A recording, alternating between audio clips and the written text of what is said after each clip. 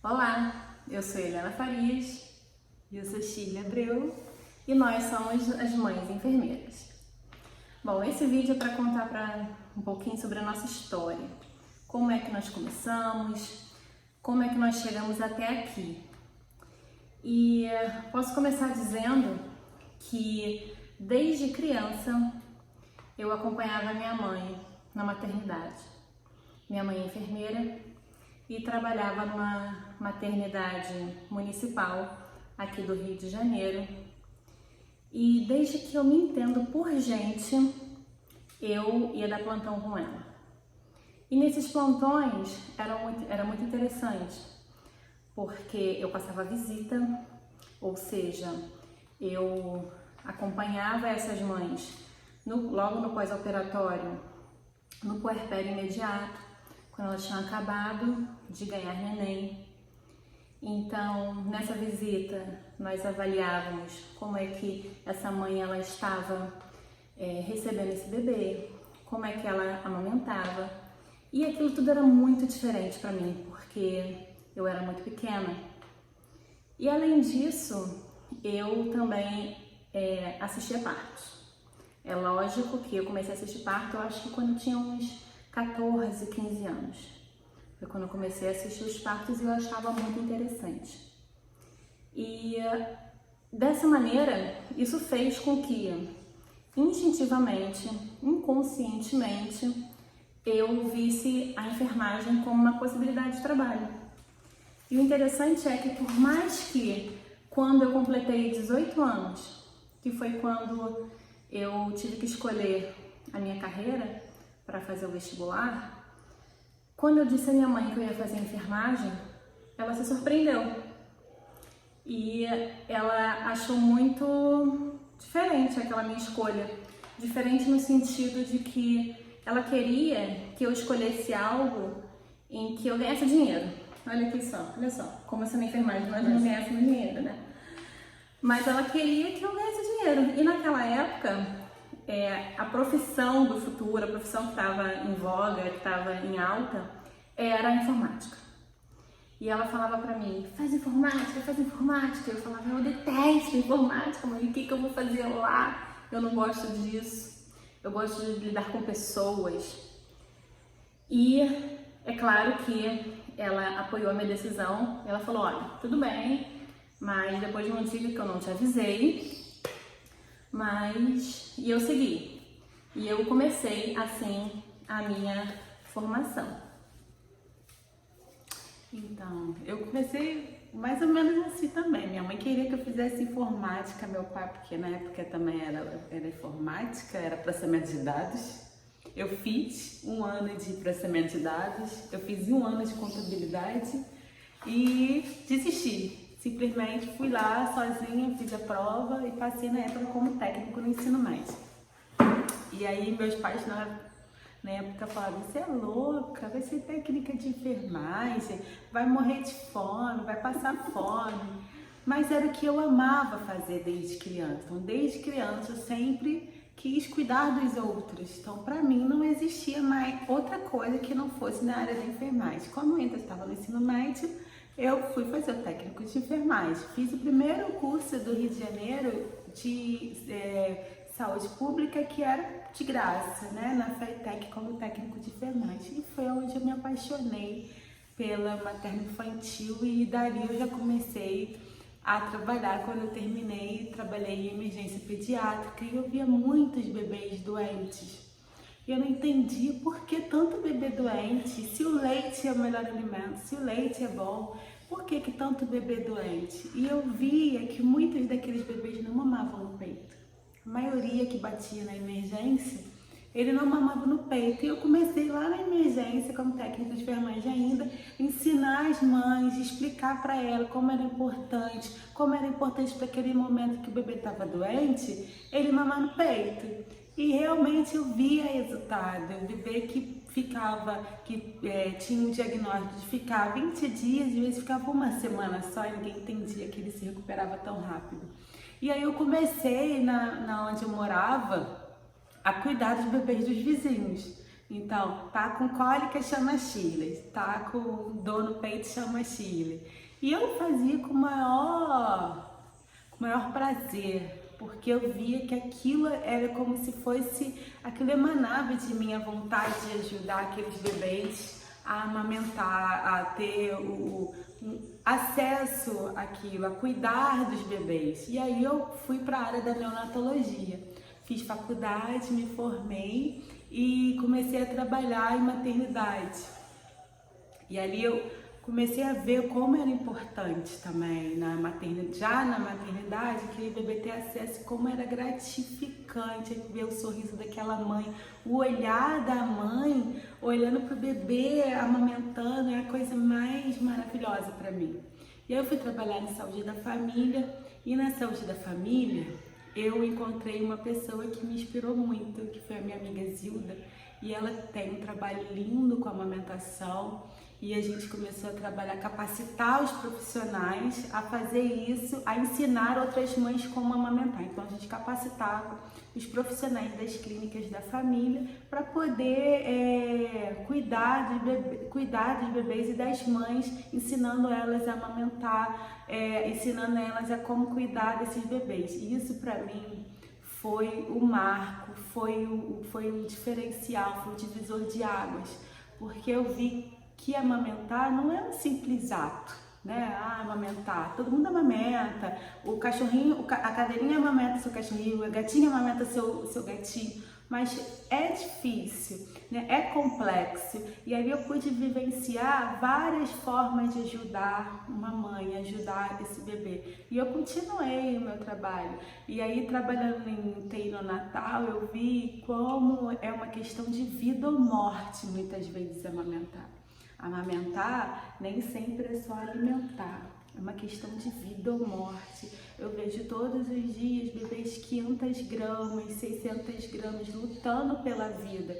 E quando ele tem acesso ao leite, aquilo ali é como se fosse fonte de vida para eles. Fonte de vida para aquela mãe, ela poder amamentar o seu bebê, ela poder saciar a fome do seu bebê. Não há descrição, não há prazer maior. E eu poder ajudar, poder ser a menina do peito, chama ali a menina do peito que ela ajuda, chama a menina. Eu gosto, eu faço isso por amor. Meu primeiro filho eu não conseguia amamentar, tenho 2 filhos, o João e o Gustavo, e o primeiro João eu não conseguia amamentar muito tempo. João tinha vários problemas de saúde que a gente descobriu depois, mas eu amamentei com muita garra até os 5 meses. Eu tirava, ele não aceitava meu peito. De nada que eu fizesse, eu ficava muito triste porque eu ajudava tantas pessoas e não conseguia me ajudar. Então, às vezes a gente acha que o problema é só com a gente, né? Nós somos as piores, nós somos as únicas que não conseguimos, e não é verdade. Eu, no desespero para ele poder sugar o meu leite, eu tinha muito leite e ele não pegava o meu peito de jeito nenhum, eu tirava o leite, podia estar na fila do mercado, eu tirava o leite e dava para ele. Já que ele não quer o meu peito, mas quer o meu leite, então é o meu leite que ele vai ter. Isso foi muito difícil, durante 5 meses foi muito sacrificante, muita gente falando muita coisa, mas mesmo assim eu fui até onde eu pude. E eu me sinto satisfeita, não me sinto frustrada, não me sinto magoada por não ter conseguido amamentar o meu filho o tempo que eu queria. Porque você fez o que você pôde. Eu fiz o que eu pude. E nem sempre as coisas saem da forma que a gente planeja, né? A gente planeja na gravidez que tudo vai ser perfeito, vai ser um conto de fadas. O bebê não vai chorar, o bebê vai ficar calmo. Vai dormir a noite toda. Vai dormir a noite toda. Que ele vai mamar lindamente, como na novela, como nos filmes. Não é assim. Não é assim. João chorava muito, tinha muita cólica. Depois nós descobrimos que ele tinha um problema na garganta, por isso ele não conseguia fazer o movimento correto. Então, eu fiz o que eu pude, né? E o João foi o meu bebê arco-íris, então foi um bebê pós uma perda gestacional. Então eu tinha muito medo de tudo, né? Pensa no medo de uma mãe de primeira viagem. O meu triplicava. Não só porque eu sei da área, mas o medo de não conseguir ser o que eu planejei ser. A gente tem medo de não conseguir ser o que planeja ser. Só que quando nasce um bebê, nasce uma mãe. Né? Nasceu o bebê, nasceu aquela mãe para aquele bebê, e foi o que eu fiz. Já no Gustavo, não. No Gustavo eu consegui amamentar durante muito tempo. Não foi fácil também. E eu sempre falo para todas as pessoas que eu vou ajudar, não é fácil para ninguém. Cada um no seu grau, cada um com a sua dificuldade, mas não é fácil. E aí eu consigo assim, ajudando, trabalhando com o que eu amo. O importante é isso, a gente trabalhar porque ama. Helena se descobriu ainda na infância. Eu acho que eu já nasci com o gene da enfermagem. Não consigo ser outra coisa. Já tentei bordar, já tentei estudar outras coisas, mas não consigo. Eu nasci com o gene da enfermagem. E isso pra mim é o que basta. Isso pra mim é o que me faz feliz. Eu conheci na infância e a minha ideia inicial, quando eu entrei na faculdade, era trabalhar na área de materno-infantil, principalmente na área obstétrica. Porém, as minhas escolhas depois não foram bem assim. Quando eu terminei a faculdade, eu cismei que eu tinha que fazer pós-graduação em terapia intensiva. E aí eu pensei assim, bom, se eu trabalhar em terapia intensiva, eu vou conseguir trabalhar em qualquer lugar. Mas eu, super enganada, tinha esse pensamento que na verdade nunca foi algo que eu amava. Porque de fato o ambiente hospitalar nunca foi um lugar que eu gostei, que eu gostava. Eu até ia com a minha mãe para o hospital, porém eu não conseguia me enxergar trabalhando em um ambiente hospitalar. Durante então a minha caminhada profissional foi onde eu descobri a saúde da família, que foi onde de fato eu encontrei, cara, realmente aqui é um lugar que eu me vejo trabalhando com educação em saúde, com promoção de saúde, prevenção.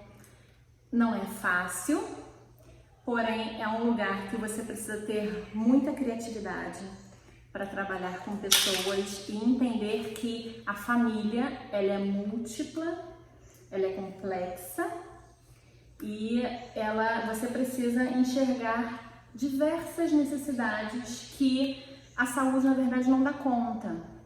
Porque sabemos que a saúde ela necessita de uma série de outros fatores que simplesmente a assistência à saúde não dá conta.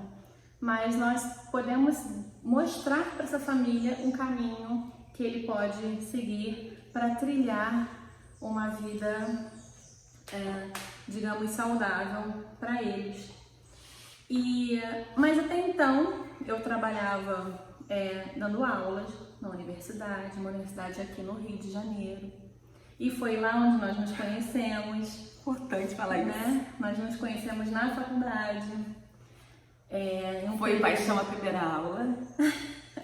Shirley foi minha aluna desde o primeiro período? Foi segundo período. Segundo período. Desde o segundo período. E nós caminhamos por longos 5 anos na faculdade. E concluímos a graduação, né? Essa parte foi concluída quando Shirley foi minha orientanda de TCC, do projeto de conclusão de curso. E ali nós fechamos um ciclo entre aluno e professor e começamos um ciclo exclusivamente de amigas. Que é claro que em um espaço de trabalho nós temos sim alguns alunos que se destacam, que Shirley sempre foi essa que se destacava, correndo atrás, sempre fazendo múltiplas tarefas, porque ela é assim, ela quer abraçar o mundo inteiro, quer abraçar o mundo. E ela é assim, sempre foi assim, e ela dá conta. Então isso que é espantoso, né? Porque realmente dá conta. E depois, quando você já tinha um tempo de formada, Shirley me procurou, né? Porque nós sempre trocamos ideias e Shirley me procurou falando sobre é um trabalho que ela desenvolvia que era na área da amamentação e que haviam alguns contratempos e que ela queria tomar um novo rumo ainda nessa área, porém estava um pouco querendo um pouco de um caminho, né, um norte. E assim nós vimos uma potencialidade, né, Shirley? Um potencial muito grande de caminharmos juntas. Nessa época eu estava grávida do meu segundo bebê. Meu primeiro também, eu tive uma perda gestacional com 27 semanas. E eu já estava grávida do meu segundo bebê, do Davi. Eu estava, acho que com uns 6 meses. 6 meses. Por aí, né? E ali nós começamos a caminhar, a delinear o nosso projeto, né? Esse nosso projeto Mãe Enfermeira, que era uma área para mim nova, porque na faculdade você pode pensar, nós temos muitas pacientes, né, que são enfermeiras, né, Shirley? E o fato de ser profissional não significa que esse profissional saiba amamentar, saiba as peculiaridades da área de materno-infantil. Essa área ela é muito específica. E assim como eu era também, tinha uns conhecimentos básicos, porém meu trabalho não era aprofundado nessa área. Mas durante a gestação, né, quando você entra nesse universo, parece que uma venda sai dos seus olhos e você começa a enxergar coisas de fato que você não conseguia ver. Você, na verdade, enxerga de um ângulo bem específico, né? Eu sempre falo, quando você tá na amamentação, tá na área do materno-infantil, você enxerga o mundo de uma forma meio diferente, né? As cores, o mundo não é tão preto e branco, é bem colorido, e você definir qual é a cor de cada coisa, muitas vezes traz um sofrimento antes de você curtir as cores. Então eu sempre falo para as mães, você vai chegar a hora e você vai curtir as cores, mas por enquanto você tem que definir que cor é aquela. E isso às vezes traz sofrimento, né? Mesmo a gente sabendo, estudando, como eu falei, eu tive muita dificuldade, eu não consegui no meu primeiro bebê, e olha que eu vivo e respiro a amamentação desde sempre.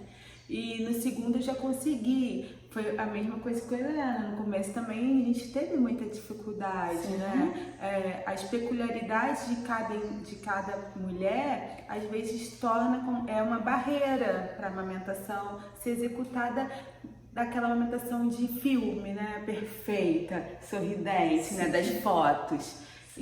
Mas que vai acontecer, a gente sempre fala, vai acontecer, confia em mim, vai acontecer e acontece. Umas demoram mais, outras demoram menos, outras dias, outras semanas, outros meses, mas vai acontecer, acontece para todas. Mas o diferencial é o que de informação, o que de apoio você vai ter. Então, se você tem apoio, tem suporte, você consegue ir muitas vezes lentamente, mas com êxito na frente. Se você não tem um suporte adequado, se esse caminho está muito difícil, você desiste de ir para frente. É o que acontece, é uma realidade e que a gente tem que esperar por isso durante a gravidez, só que a gente está tão feliz. E olha que interessante, na minha primeira gestação em 2017, eu fui fazer meu enxoval, né? Fui fazer o enxoval dos sonhos. Fui para Orlando fazer meu enxoval. E ali, na época, eu estava grávida de uma menina. E aí eu comprei tudo o que eu precisava e o que eu achava que precisava, né? Porque quando você não tem também uma orientação do que comprar, você acaba comprando coisas desnecessariamente e que algumas delas podem até prejudicar todo o processo. É lógico que tudo tem o seu ponto positivo e o seu ponto negativo, mas se você de fato não precisa de algo que te auxilie um complemento, por exemplo, um bico de silicone, que a gente chama de bico intermediário, se você não precisa, né, em casos extremamente necessários, nós sabemos que algumas mães precisam, mas outras não. E simplesmente eu comprei de tudo. Eu tinha comprado bico intermediário, absorvente de seios, um monte de mamadeiras, muitas mamadeiras, muitas chupetas. Acho que eu tinha chupetas de todas as marcas. E depois, até para a fase da introdução alimentar, eu comprei, tá lá em casa ainda, relíquia, uma maquininha que consegue organizar as papinhas do bebê. Você imagina, olha só, isso você não sabia. Isso eu não sabia. Isso é uma revelação. Uma máquina que organiza a papinha. Isso, você faz a papinha, tritura ela no liquidificador. E aí você. No liquidificador, né? Porque antigamente era assim, hoje em dia essa não é recomendação, beleza? Mas eu não tinha a informação correta, né? Então você tritura tudo e aí você coloca na máquina e a máquina já organiza os saquinhos. Como se fosse um saquinho de leite. Você organiza os saquinhos, bota a data e congela e na hora que você for alimentar o bebê, você simplesmente descongela. Até isso eu tinha. Redinha pro neném só chupar a carne. Eu encontrei ela em casa outro dia desses. Então você veja quanto dinheiro eu gastei. Eu joguei fora. Por quê? Porque eu não sabia o que eu precisava e o que eu não precisava, né? Então, comprei isso tudo. E aí, com essa gestação do Davi, com um olhar orientado e após leitura de muitos materiais e sabendo agora exatamente quais são os instrumentos, o que de fato nós precisamos de muito pouco, nós precisamos sim de força de vontade, precisamos de um ajuste na pega desse bebê e precisamos de apoio. Precisamos de uma rede de apoio eficiente, uma rede de apoio que esteja ali nos auxiliando a fazer com que aquele momento da amamentação ele seja prazeroso para a mãe e para o bebê, porque no início não é. No início não é, pelo menos para mim não foi. Por mais que eu quisesse muito amamentar, eu tive sim dificuldades, principalmente nas primeiras horas de amamentação, porque eu fiz uma cesariana. Então eu tinha que ficar na posição 0, deitada na cama, e eu não tinha posição para amamentar. Eu precisava de ajuda. E meu marido estava ali do meu lado para me ajudar. Na cesariana, acho que é quase 100%, né? O momento da primeira amamentação é o pior momento, porque a anestesia não passou, o bebê às vezes está chorando, ou então tá dormindo e aí tem alguém lá falando, tem que botar no peito, e você mal consegue se mexer. Você nunca amamentou aquele bebê, e como você vai amamentar? Deitada, sem mexer as pernas, ou mexendo um pouco as pernas, ainda meio sonolenta. O bebê é a pior hora, pelo menos pra mim também foi a pior hora. Foi muito tenso. E ali um apoio é fundamental. Então eu tive esse apoio, né? E não foi só naquele momento, mas também durante todo o processo de internação é bem complicado, porque você não consegue dormir, você está extremamente cansada, aquela é uma rotina totalmente diferente para você. Hoje em dia, quando me perguntam quantas horas Davi dorme por noite, hoje ele tem 6 meses, eu falo, ele dorme 3 horas. Nossa, mas você fica arrasada, né? Eu falo, não, eu me acostumei. Eu já estou vivendo assim há 6 meses. E é super prazeroso quando também ele acorda para mamar, porque eu entendo, eu vejo que o meu leite, ele é tão importante para a vida dele, que eu me sinto super valorizada, que eu adoro quando ele quer mamar. Mas não foi sempre assim. No início, no primeiro mês, eu não era ninguém. Então, você sabe quando eu dava o curso, que é um curso do IUBAN, que é Iniciativa Unidade Básica Amiga da Amamentação, junto com a Zilda, ela sempre falava uma coisa que eu sigo para minha vida e eu falo para todas as minhas pacientes grávidas. Antes de ter o bebê, a gente precisa fazer o enterro daquele bebê imaginário. Porque o real vai chegar. Porque o real vai chegar e se você ainda estiver cultivando, né, acalentando aquele bebê imaginário, você sofre 3 vezes mais.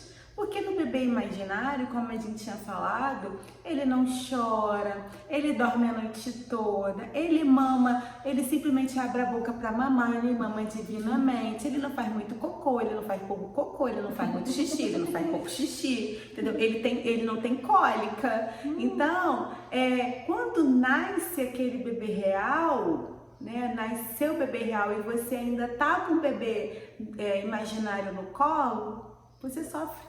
A família sofre, o marido enlouquece. Por quê? Porque você não sabe o que vai. Você não é aquilo que você esperava. Não é dificuldade na hora do parto, de amamentar que você esperava. Não é ficar a noite toda acordada, que você esperava, como eu ficava com o Gustavo, meu segundo filho. Meu marido tem trauma até hoje. Vai falar em bebê com ele. Ele apagou esse momento da mente dele, essa época ele apagou da mente dele, porque o Gustavo, até os 6 meses, ele mamava de 1 em 1 hora. Ele tinha refluxo e ele tinha cólica, então ele sentia muita cólica, ele tinha o refluxo, botava o leite para fora e ele queria mamar de novo, então era de 1 em 1 hora. Você imagina você acordar de 1 em 1 hora. Você não se preparou para aquele momento.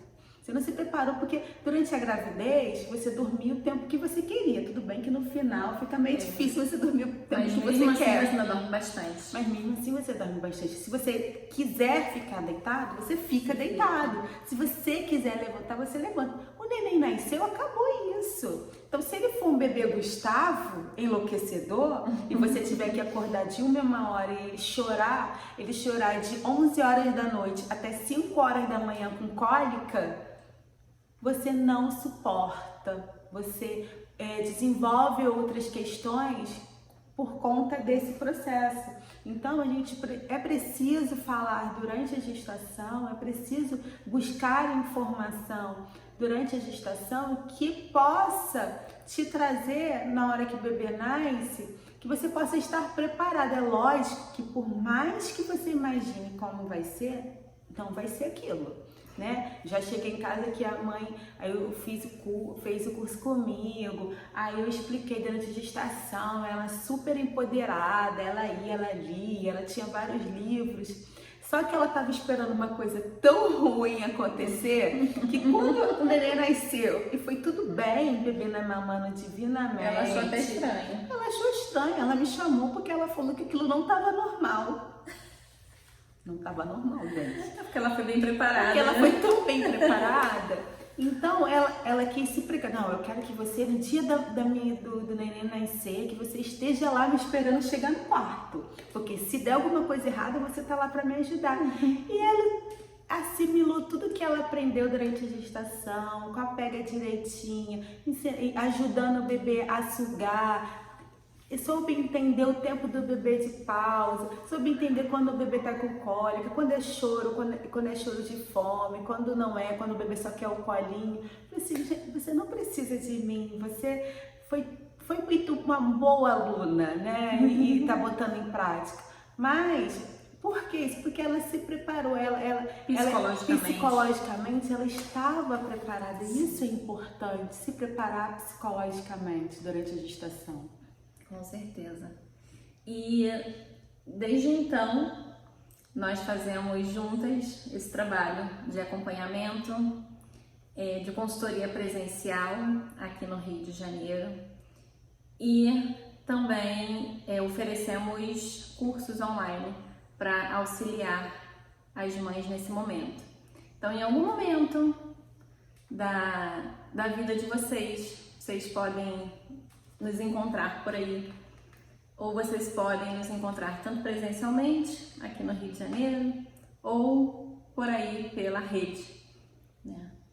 E vamos estar aqui sempre à disposição, porque a nossa missão é auxiliar esse binômio mãe, bebê e incluindo a família nesse processo de amamentação, desde quando a criança, desde a gestação até o momento da separação, do desmame, quando essa mãe retorna ao trabalho, como é que ela faz, e até chegar ao desmame, com 2 anos ou mais. O Ministério da Saúde preconiza 2 anos ou mais de aleitamento materno. Mas esse momento, quem escolhe é a família, é a mãe e o bebê. Né? Com quantos anos você precisa fazer um desmame? Depende de vocês. Né? E essa é a nossa missão.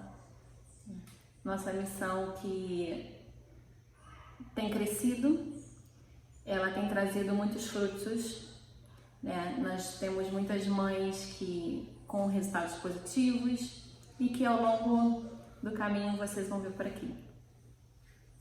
É isso, gente. E conte com a gente, multiplique o vídeo se vocês quiserem. Tem dúvida, pode chamar a gente no direct, a gente está sempre disponível para poder ajudar, entendeu? O importante é não ter dúvidas, tá? E estamos por aí, tá? Mãe Enfermeira, @Mãe Enfermeira. Siga a gente no Instagram, no Facebook, no YouTube. No YouTube. Tem o nosso site também, que está em construção. mãeenfermeira.com.br. Está em construção. E a partir de agora tem também os nossos cursos online. E que a gente vai estar falando da maternidade nua e crua, né? A maternidade real. Chega de maternidade fake, né, Nena? Não é boa para todo mundo, não é ruim para todo mundo. O que funciona para uma não funciona para outra. Não é fácil para todo mundo e não é difícil para todo mundo. Muitas conseguem, outras não. É o direito, é o seu corpo, né? O seu corpo e você tem o direito de escolha. A gente está aqui para te dar as ferramentas de fazer a melhor escolha.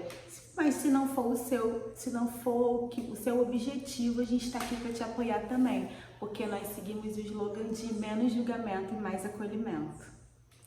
Tchau, até a Beijo. próxima. Beijos. Tchau.